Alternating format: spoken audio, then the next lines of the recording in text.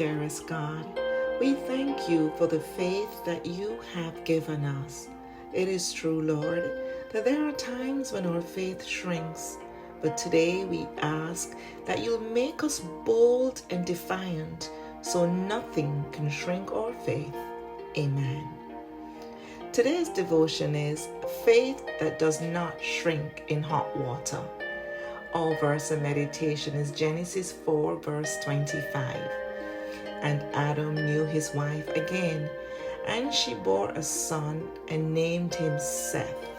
For God has appointed another seed for me instead of Abel, whom Cain killed. God has always been with you. Think about it. For all the trials you have faced, you grew stronger. For all the setbacks, you have grown wiser. And for every tear you shed, God takes note, and your victory is on the horizon. The strength of your faith shows on the other side of brokenness. So keep going through. God's promise still stands. A December 30th, 2016 headline read, "The inseparable mother-daughter pair, Debbie Reynolds and Carrie Fisher, died one day apart." Carrie was a famous actress who played Princess Leia in Star Wars and a very sought-after screenwriter. But more than that, she was a beloved daughter of Debbie Reynolds. The two were extremely close, and Carrie's death seemed too much for Mom. So just a day after her daughter passed, Mom died. Broken heart syndrome is real, says doctors. It is when a surge of stress hormones cause arteries to seize, limiting blood flow to the heart, and this causes a heart attack-like symptom. It would have been easy for a mother who lost two sons at once to experience this, but scriptures tell us that by standing on God's promise, Mother Eve survived the baptism of her faith in very hot water. Cain and Abel were raised to fear God. They had different careers, one a shepherd and the other a farmer, but they both knew the voice of God and had personal worship with Him. We know this from the scriptures telling us that they would go to make sacrifices to God. Things were just settling down for the family, and they were probably just waiting for God to establish Cain as the Messiah. The young men had a special time of worship and brought their personal sacrifice to God. Adam and Eve did not know that Cain had an issue with an unaccepted sacrifice. This was a conversation between Cain and God, because there will always be things in our children's lives that is between them and their God, the higher parent. Genesis 4 verses 6 to 7 read, "So the Lord said to Cain, 'Why are you angry? And why has your countenance fallen? If you do well, will you not be accepted? And if you do not do well, sin lies at the door, and its desire is for you, but you should rule over it.'" End quote.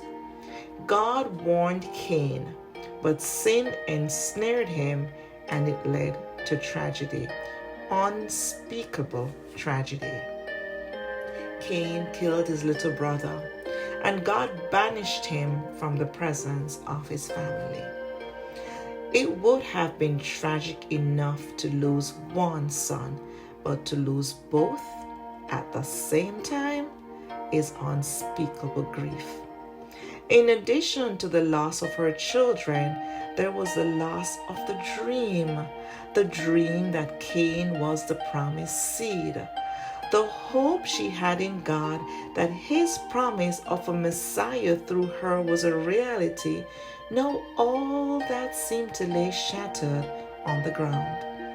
Can you imagine the morning?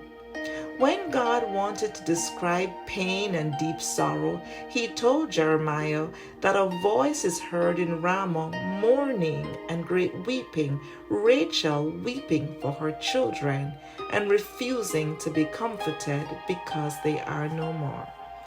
A mother weeping for her children is the saddest thing the Lord could think of to help Jeremiah understand grief.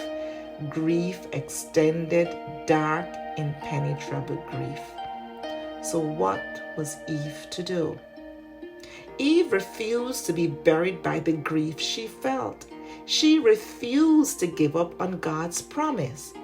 Before this, she was a woman who looked with her physical eyes.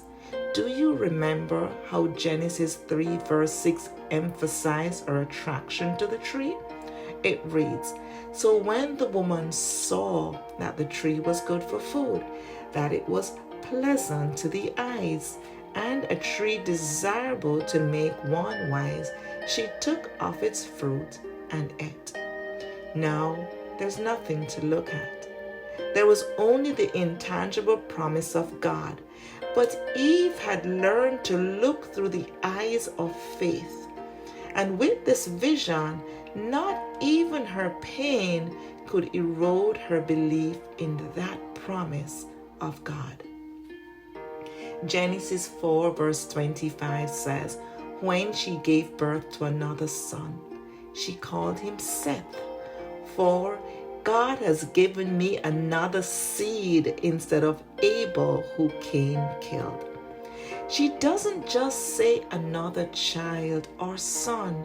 No, she used back the word seed which God had used in the promise spoken in Genesis 3 verse 15.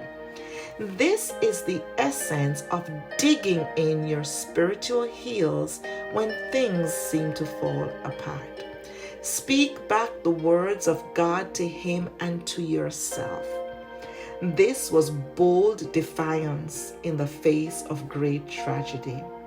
And she called her son Seth, a name that means anointed, compensation, or appointed. In this stage of her life, Eve imparts a profound and beautiful lesson to us. Circumstances do not alter God's plans. Circumstances cannot make void God's promises. When the visible falls apart and your faith passes through hot water, stand on the promises and your faith will not shrink. Faith that does not shrink in hot water is the kind of faith that God desires to build in his children, and the kind of faith that our mother Eve displayed. What do you do when your best laid plan falls apart? When your dreams vanish like vapor? When the promises of God don't seem to include you and you feel outside the realm of his blessings? What do you do? The lesson from Eve, the mother whose faith did not shrink in hot water, is instructive. First, remind yourself who spoke the promise. It is a God who cannot lie. Second, reaffirm his promise by speaking it over yourself and speaking it back to him. And third, accept the compensation that God offers. Too many times we prolong our griefs needlessly by refusing to accept God's compensation. God does not want any of us to die from broken hearts and broken dreams. No, he wants us to be resilient and defiant in the face of tragedy.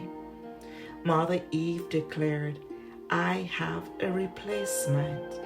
God has given me a replacement." And our God promises the very same thing to us.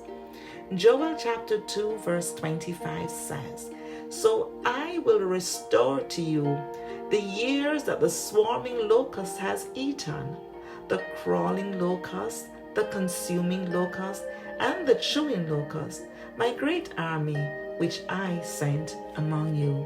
And we say, Amen and Amen.